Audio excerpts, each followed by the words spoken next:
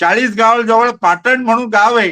पूर्वीच्या ग्रंथामध्ये बिज्जलवीड असं लिहिलेलं आहे, परंतु ते पाटणचे कर सह्याद्रीची पर्वत रांग आणि निसर्ग वर्णन भास्कराचार्यांनी जे गणिताच्या ग्रंथात केलेलं आहे ना, तसं हुबेहूब आहे.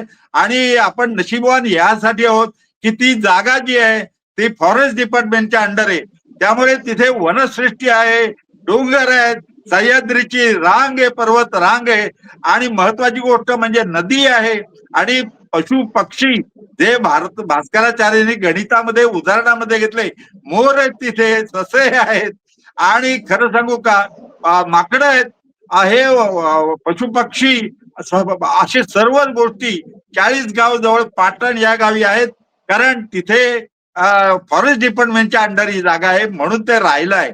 फक्त हत्ती नाहीत आणि हंस नाहीत त्या उदाहरणामध्ये जे भास्कराचार्यांनी घेतलं ते. आणि तिथे शिलालेख आहे, भास्कराचार्यांचा नातू त्याचे शिलालेख त्यांनी केलेला तो तिथे आहे.